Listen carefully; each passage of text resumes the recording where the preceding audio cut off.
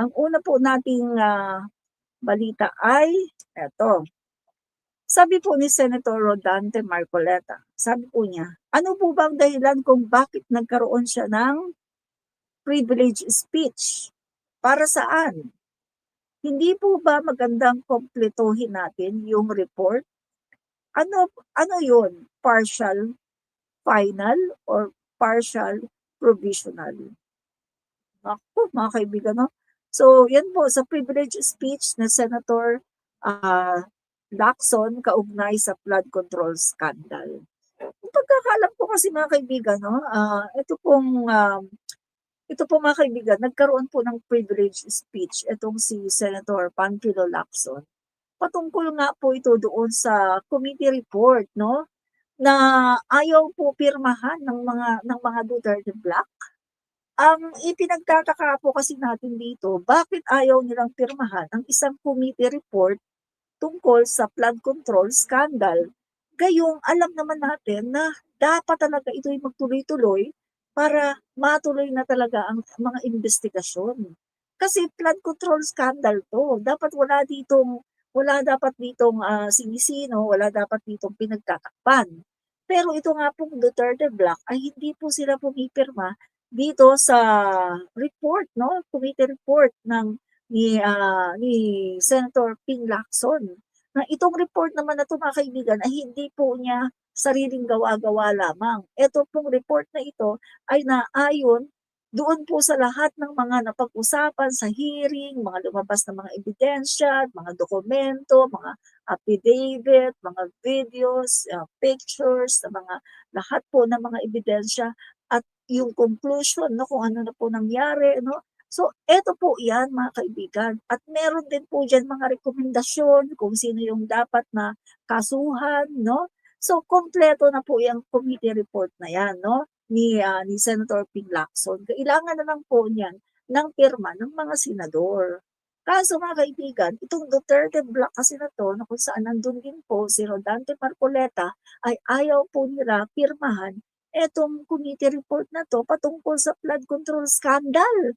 Magtataka ka talaga kasi kung sila ay para po sa katotohanan at kung sila ay para po sa talagang ma-push talaga no na magtuloy-tuloy na makasuhan itong mga tiwalang mga opisyal, itong mga nagnakaw, itong mga opisyalis ng tiwali at nagnakaw, kung itong si Marcoleta ay talagang concern no, sa bayan, sa mga Pilipino, para talagang matugunan no, yung problema natin dyan no, sa flood control scandal na yan, para makuha natin, mabawi yung mga asset at talagang ma-freeze yung ari-arian no, nitong mga involved na to, mapakulong sila.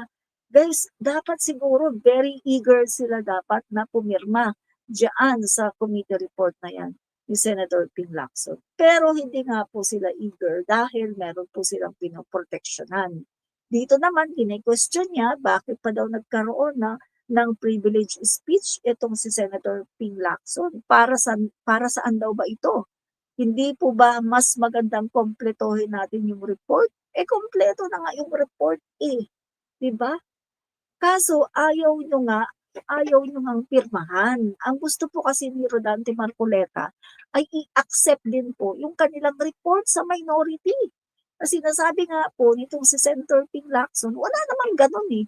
Wala namang, minority report, wala namang ganun. Ang report po ng committee ay isa lang po yan, Hindi po pwedeng, merong committee report. Eto sa amin minority report 'to, sa amin 'to. Hindi po pwede 'yun. At kitang-kita naman po natin kung ano ang nakalagay sa minority report. Ito po ay, itong minority report na sinasabi, mga kaibigan, ng Duterte Black na 'yan, ay pag-aano lang guys 'no, yung, pagdedepensa doon sa kanilang mga kaalyado. At sino lang ba yung ini-implicate nila sa kanilang minority report? Walang iba kundi yung kanilang mga kalaban at yung mga inaakala nila na kalaban nila sa politika. Katulad na lang dating Speaker Martin Romualdez. Pero wala kang makikitang Chis Escudero doon.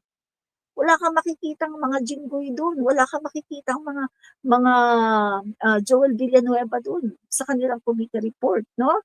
Sa sa minority report ng Duterte Block na to, wala kang makikita na ini-implicate nila ang Senate President dati na si Chis Escudero.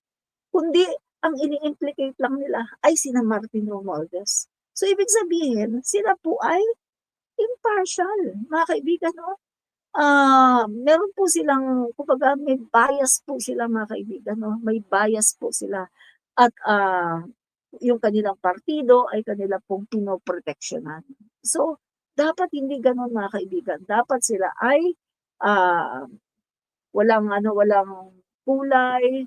Kapag nandyan ka, no, sa Blue Ribbon Committee, dapat wala kang political color, wala kang bias, dapat ay maging fair ka sa iyong mga desisyon, sa iyong mga reporting, maging fair ka.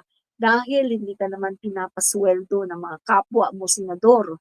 Pinapasweldo ka ng sambayan ng Pilipino na naghahangad na malaman ang katotohanan. Yun lang yun, mga kaibigan, no?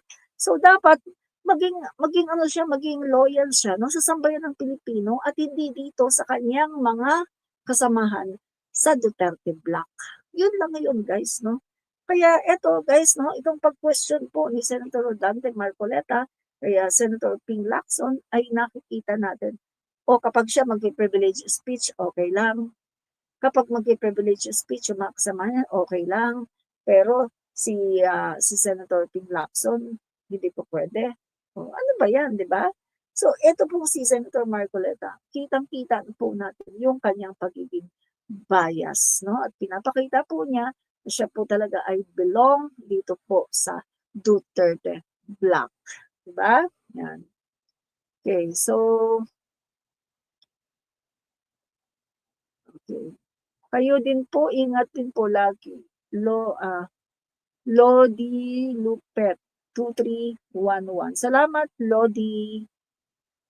Okay. Good AM po, Sir Nolan Admin. Sabi ni Lodi Lupet. Maraming salamat. Sabi naman ni Gemma Raful 477. Visit ako dyan sa Marcoleta na yan, parang hindi abogado.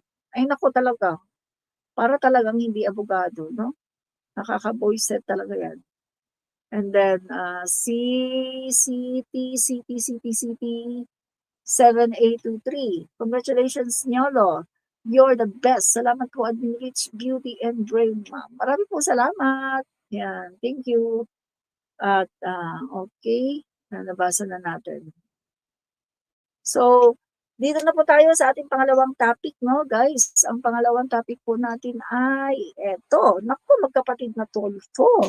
Tulfo, nakiusap po, no? Dali, inom muna tayo, guys, ha? Magkapatid po na Tulfo nakiusap na wag na silang isama sa mga 2028 pre-election survey. Oo nga naman, no? Kasi guys, no, kung wala naman talaga silang disgusto, wala naman talaga silang gusto, no, na tumakbo bilang presidente sa 2028, bakit isasama pa yung pangalan nila, di ba?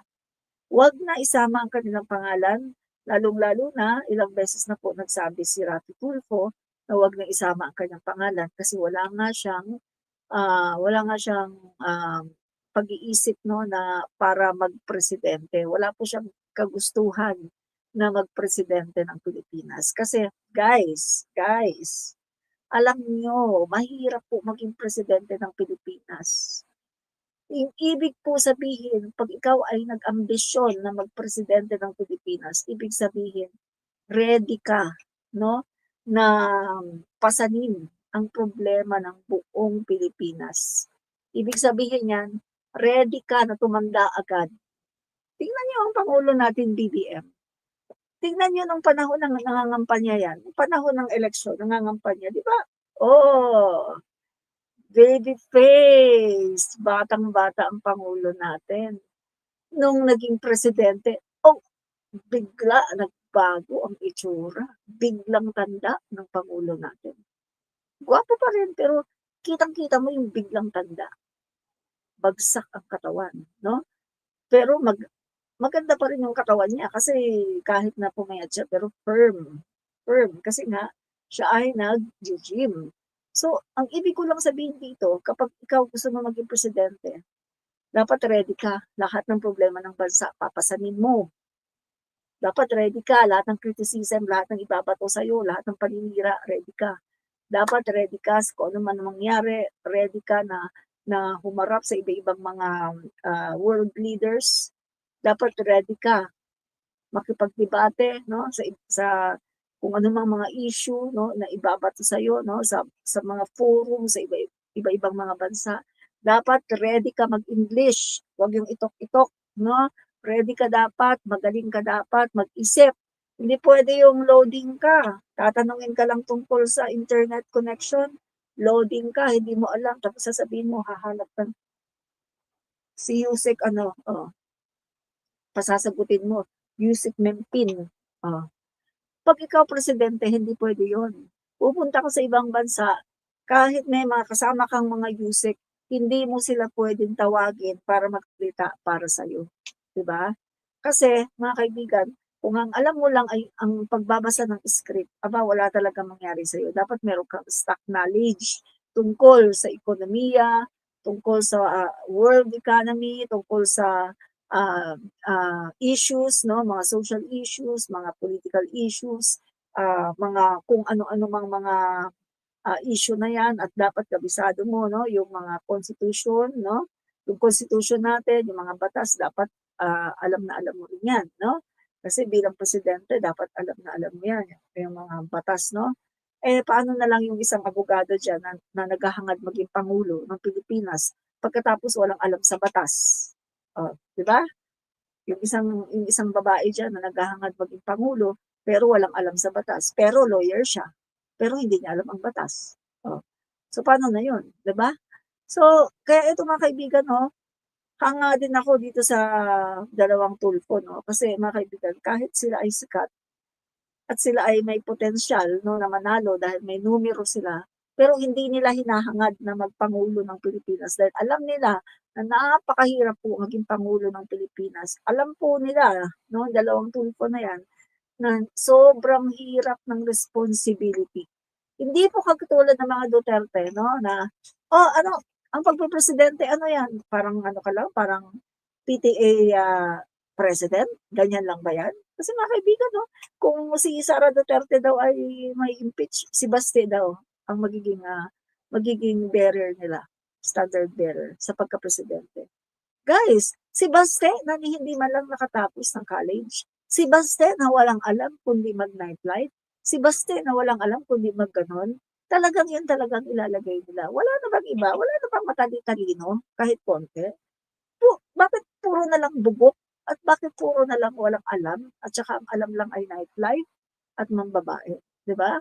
So mga kaibigan, 'yan 'yan ang gusto ng mga DDS na maging pangulo ng Pilipinas. Hello! Ano ba?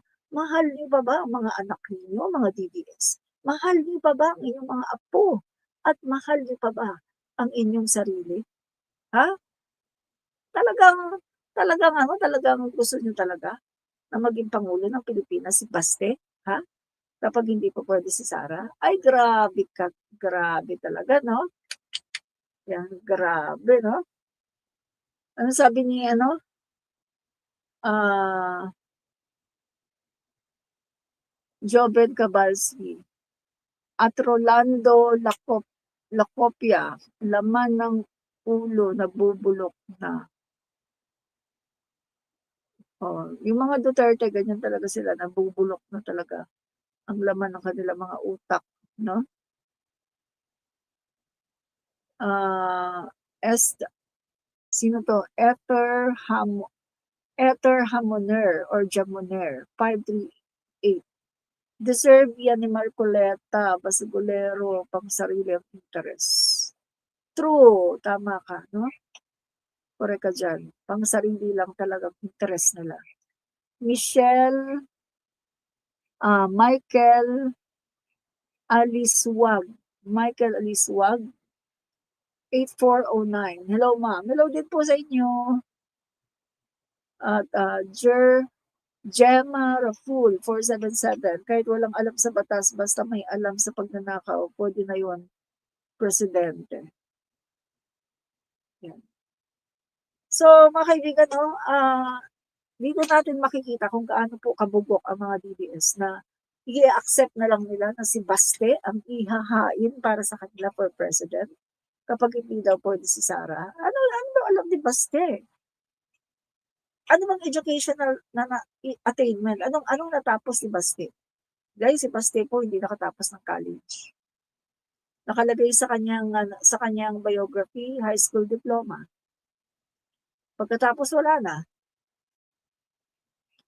High school diploma lang. Wala na. Yan talaga gusto niya maging presidente. Hindi nga pumapasok sa sa LGU, sa opisina. Kung pumasok man daw yan, sabi sa akin ng mga taga Davao, na nagpupunta palagi doon, mga guys, si Basti daw, pumapasok daw hapon na, minsan lang. Tapos pag pumasok daw,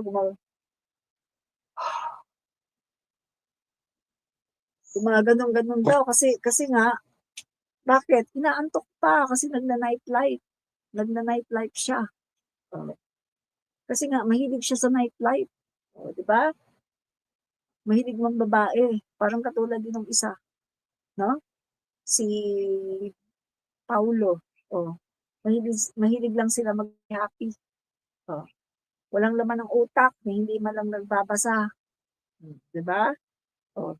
Pag may mga may script, merong script writer, syempre maraming ganito, maraming pera, 'di ba? So mga kaibigan, punta na po tayo sa ating next topic, no? Ito po, next topic po natin. Sabi po ni Leandro Lipiste pala, sabi po niya, kung baliw man ako, at least hindi ako magnanakaw. Di nga, are you sure?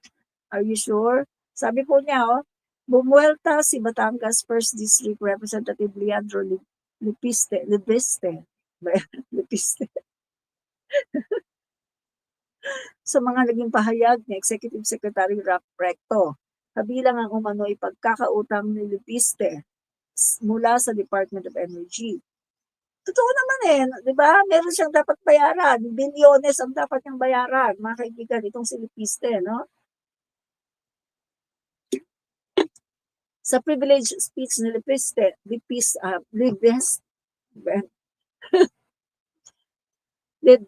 mga kaibigan, papalipiste tuloy ako, no? Sinabi niyang walang basihan ang mga aligasyon ni Recto at tinatangka lamang niya itong pahinain ang mga ibinunyag niyang korupsyon sa gobyerno. Ano bang binunyag niya na korupsyon sa gobyerno? Parang wala naman no? Wala naman kasi yung mga sinasabi niya nasabi na yan ng Pangulo natin 'di ba? At yung mga sinasabi niya patungkol sa kina Romualdez, wala naman siyang backup. Wala naman siyang patunay, no? Puro lang daldal, puro lang pagbibintang, no? So sabi pa ni Lipiste, no, wala daw basihan yung sinasabi ni Recto, tinatangka lang niya itong pahinain yung binunyag daw niya tungkol sa korupsyon sa gobyerno. Pero sabi na nga ni PBBM tungkol sa korupsyon sa gobyerno, si PBBM ang nagbunyag niyan at hindi si Lipiste, no? Ipinanawagan din ni Lipiste na imbestigahan ang koneksyon ni CEWS Party List Representative Edwin Gardiola sa naturang Executive Secretary News. So, mga kaibigan, ang problema kasi dito kay Lipiste, no? Mahilig po siyang maglabas ng parang pasabog, no? Expose, no? Pero hanggang doon lang po yun, no? Wala po siyang resibo. Katulad na lang ng sinasabi niya na, si Martin Romualdez, ganito daw, tumanggap ng mali-malitang pera, ganyan, no? Nakikisali siya sa mga ganun Pagkatapos, mga kaibigan, eto, nasa Cabral Files, ganito, ganyan. Pero hindi naman niya maipakita ang buo na Cabral Files. Kanya lang pong pinipili yung gusto niyang ipakita. But the whole, no, yung kabuuan ng Cabral Files na sinasabi niya, or Lipiste Files, sabi nga nila, hindi daw yung Cabral Files, kundi Lipiste Files, no? So, yung Lipiste Files na yan ay pinipili lang po niya yung mga dapat niyang ipakita at hindi po niya ibinibigay lahat, hindi po niya ipinapakita lahat. Bakit? Kasi makikita doon 'no, yung involvement ng mga Duterte congressman at mga Duterte senators. Kasi nakalagay po diyan 'no, kung yan po ay file na kinuha niya kay, dating Yusek 'no, Yusek Cabral na namatay na, kung dun niya kinuha yan, sigurado ko mga kaibigan, nag-umpisa pa yan 2016, 'no? At marami diyan, mas maraming matatamaan na mga kongresista at mga senador noong 2016. At yan po ang dahilan kung bakit hindi po yan inilalabas lahat ni Lipiste. Kanya lang pong pinipili 'no, yung kanyang, gustong ipalabas na mga dokumento. Gusto niya yung ano lang, yung sa 2022, 2023, 2024, yun lang po ang gustong ipalabas ni Lipiste. Ayaw po niyang ipalabas lahat dahil alam po niya nandun po yung mga pangalan ng mga kaalyado ng dating Pangulong Duterte. So ganyan lang po yan 'no. So sino ngayon ang sinungaling? Siya. So lumalabas po na totoo palang sinasabi ni, Executive Secretary Rob Recto na si Lipiste ay liar, 'di ba? Sabi ni Executive Secretary Rob Recto, "He is a liar." Oo, liar, liar ka, 'no? Sinabi ni Executive Secretary Rob Recto. So, yan po mga kaibigan, lumalabas na siya talaga ang liar, 'di ba? Yan. So mga kaibigan, ano po masasabi niyo dito po sa ating, ah, topic na yan 'no? At eto pa, pinanawagan pala ni Lipiste na imbestigahan ang koneksyon 'no, ni CWS Party List Representative Edwin Garjola sa naturang Executive Secretary News, yan. So, patunayan niya kung meron siyang makita 'no, at, i-ano niya, isiwalat niyang ebidensya. Punta siya sa NBI, punta siya sa ombudsman, ipakita niya yung mga ebidensya niya. Para kasuhan niya, 'di ba? O kung ano mang meron, kung may pagkakamali man o ano man, 'di ba? Pakita siya ng ebidensya at huwag puro talak ng talak. Yan po ang mahirap sa mga Duterte supporters, mga Duterte congressmen and senators, mahilig lang po sila mag-rant sa social media, pero wala po silang gawa, 'no? Hindi po nila magawa na magkaso 'no, doon sa kanilang mga pinagbibintangan, 'no?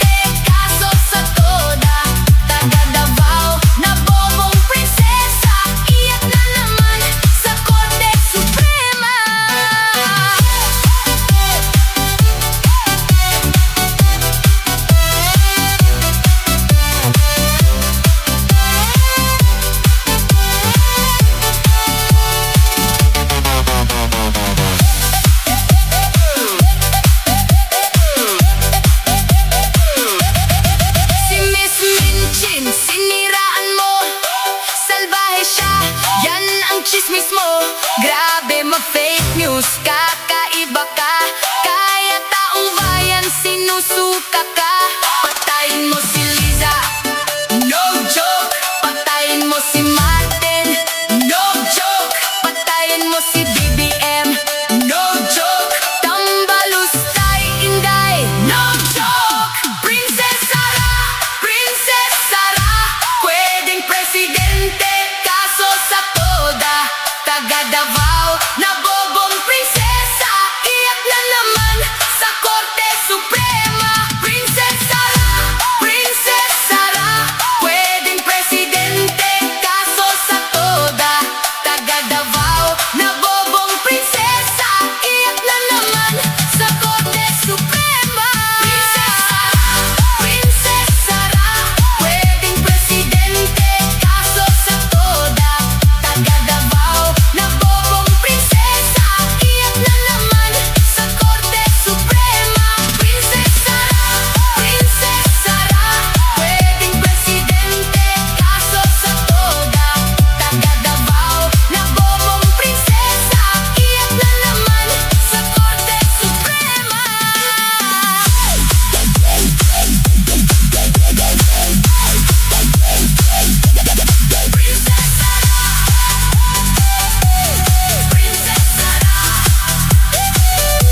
Pwedeng presidente, kaso sa toda.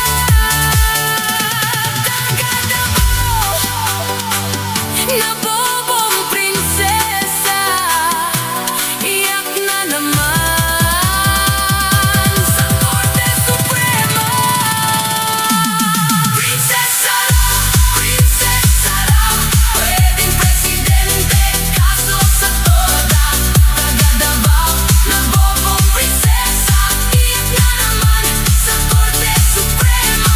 Princess Sara, pwedeng presidente, kaso sa toda. Taga Davao, nabobong prinsesa, iyak na naman sa Korte Suprema. Princess Sara, pwedeng presidente, kaso sa toda. Taga Davao, nabobong prinsesa, iyak na naman sa Korte Suprema. Princess Sara, pwedeng presidente, kaso sa toda. Taga Davao, nabobong prinsesa, iyak na naman sa Korte Suprema.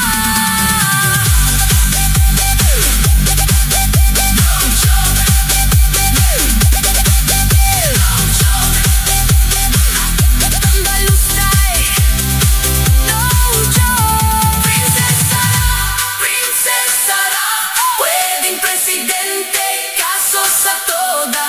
Taga Davao,